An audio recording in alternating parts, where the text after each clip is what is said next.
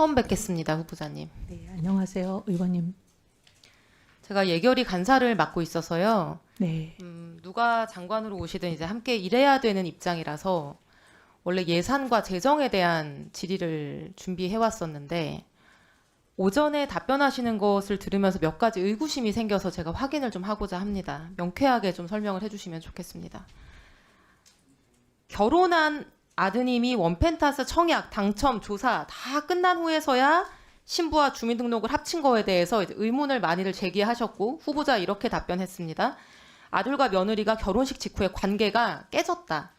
관계가 최악으로 치달아서 혼례를 유지하기 어렵다고 생각했다. 맞습니까? 네, 장남 내외부는 2023년 12월 16일에 결혼을 했고 그 이후 주민등록상 주소지가 전혀 겹치지 않다가 1년 5개월쯤 후인 2025년 4월 30일에 이제 용산 신혼집에 주소를 합치게 됩니다.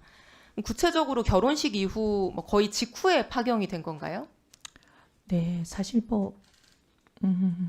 이런 말씀까지 그냥 간단하게 네, 말씀 주셔도 됩니다. 실은 그 시기에 발병을 했습니다. 발병을 해서 지금까지 치료를 받고 있습니다. 그런 사정이 좀 있었습니다. 아까는 관계가 파경이 됐다고 하지 않으셨던가요? 네, 관계가 파경이 되면서 이 모든 게 이제 정신적인 압박과 스트레스 등등으로 굉장히 최악의 상황으로 치달아서 발병도 하고 지금까지 치료를 받고 있습니다.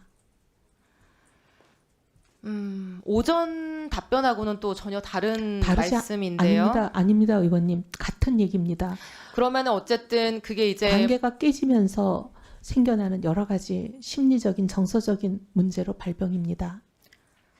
그러면은 관계가 깨지면서 스트레스와 이제 이런 걸로 좀 병을 얻으셨고 그래서 지금까지 좀 어려운 상황에 계시다는 말씀이신데 네. 이제 어쨌든 1년 5개월 후에 같이 주소지를 합치게 되기 전까지 이제 같이 살기 어려울 정도로 파경이 된 상태셨다. 그래서 주소지가 달랐던 거다 말씀을 하셨던 거죠.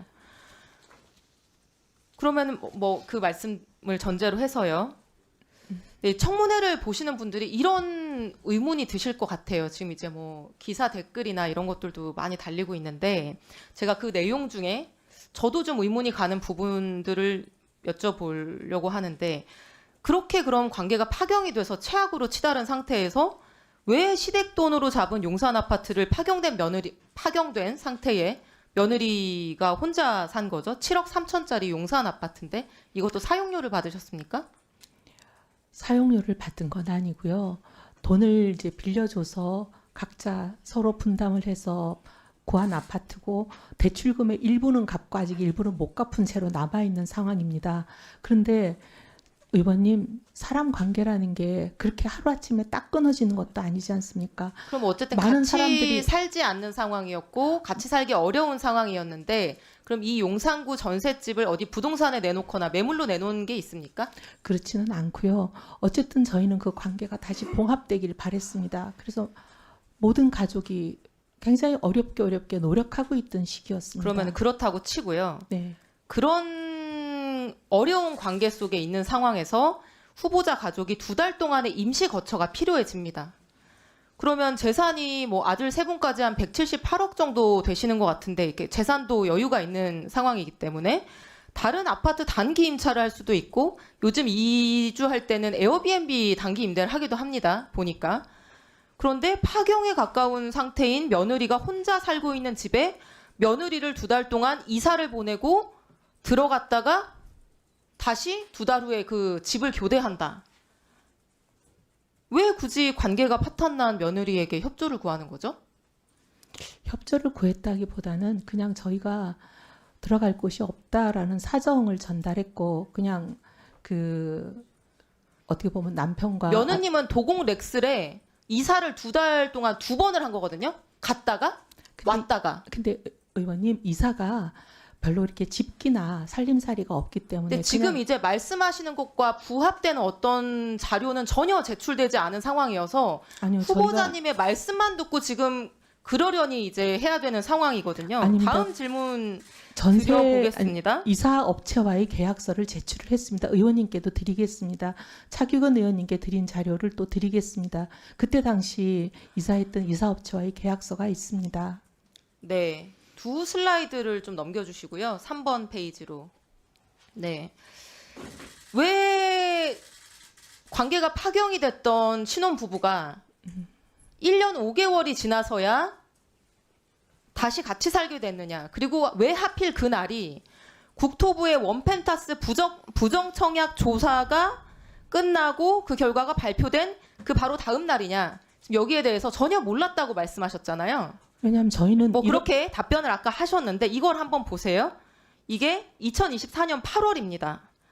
대대적으로 언론 보도가 됐습니다. 원펜타스에 살고 있는 사람들은 이거를 모르기가 어려웠을 것 같아요.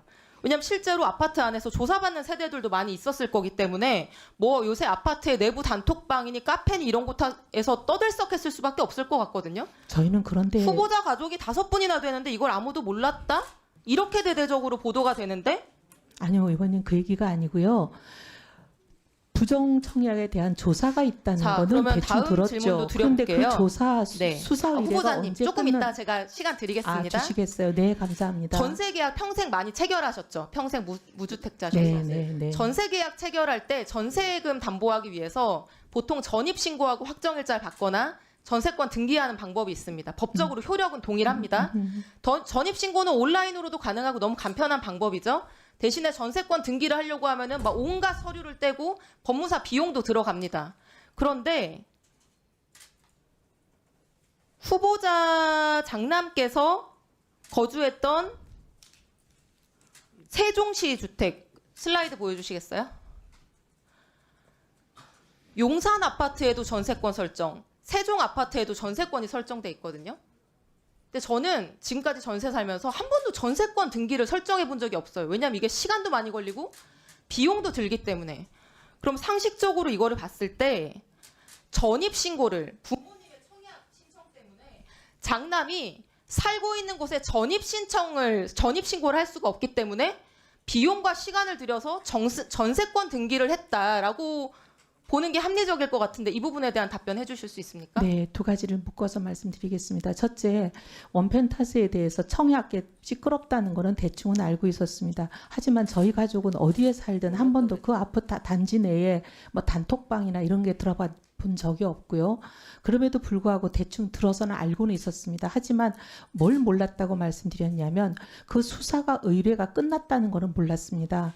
지금 말씀하신 거는 장남이 반포집에서 용산집으로 세대 분리를 해서 나간 시점이 왜 하필이면 조사가 끝난 날이냐 그 말씀이시잖아요. 그 조사가 끝났는지에 대해서 후보자는 전세권 등기 문제에 대해서 지금 아직 답변 전이신데 네, 그거 할 거예요. 후보자는 본인이 전입 신고해서 사는 아파트에 대해서 지금까지 전세권 등기를 설정해 본 적이 없어요. 근데 굳이 아들이 사는 용산구와 세종시 아파트는 이례적으로 전세권 등기 설정을 합니다. 왜냐? 전입 신고를 할 수가 없기 때문에. 누가 보더라도 주말에는 세종시, 예리하네. 평일에는 용산에 살 수밖에 없는 후보자의 아드님이 이 원펜타스 청약과 당첨과 조사를 위해서 서초구에 가족들과 함께 주소를 함께 둬야 되기 때문에 나머지 두 개의 아파트에는 이례적으로 전세권 등기를 설정한 거 아닙니까? 그렇지는 않고요. 사실은 이제 저희 그 시댁에 이런 모든 일을 담당해주는 전담 부동산 중개사가 있습니다. 그분에게 맡겼고 그분이 알아서 했는데 실은 전세권을 설정을 했는지 그런 거에 대해서 저는 정확하게는 몰랐습니다. 그런데 이번에 지금 말씀하시는 걸 듣고 며칠 전에 언론이 또 그런 얘기를 해서 저희들이 전세권이 설정됐구나 하는 걸 알았습니다. 말이 안 되지. 그렇지 않습니다, 네, 위원장님. 수고하셨습니다. 기획예산처 장관님 되실 분입니다. 모르쇠로 답변하시면 안 돼요. 전세권 설정에 대해서도 모른다?